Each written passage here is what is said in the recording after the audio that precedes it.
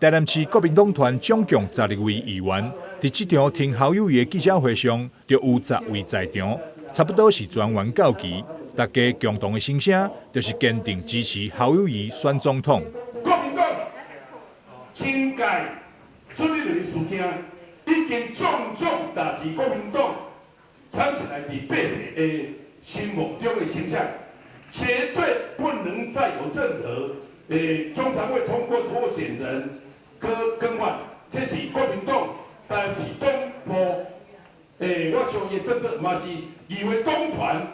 今仔日是咱率前有之先表态，因为足济，我感觉是去互人媒体安尼甲传的啦吼，调底分化、挑拨离间，讲国民党要换人，无这个代志。侯友宜当时要出来选的时候，也思考了很多啦。那不可能现在说他临阵脱逃来说他不参选，所以呢，侯友宜是参选到底的。我也在这里呼吁，全台的民众，拜托换人做做看。换一个侯友宜来者，我相信台湾不管是治安、经济，包括和谐，都会变得更好。民进党嘛知影哦，伊即摆无法度超过51%哦，伊即摆差不多35%至40%哦，伊即摆就甲你鼓吹，互恁搞内乱，互恁无法度人提走选票，所以阮今仔日台南市首先带出来。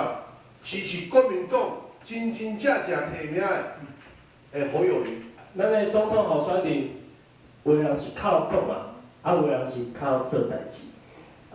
政治人物，咱讲的毋是甲话讲得足水，安尼就好势啊。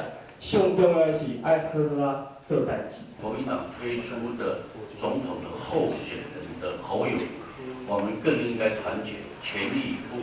那我们最终的目的，也就是要政党轮替，下架民进党。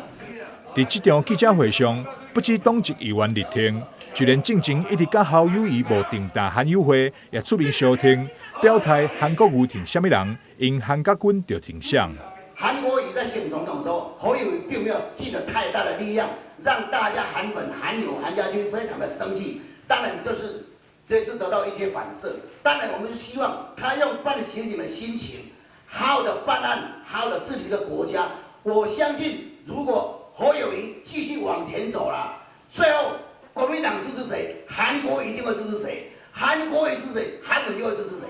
台南市韩友会理事长廖胜芳也指出，侯友宜是犯了什么错误，民调会为40%，落到90几%。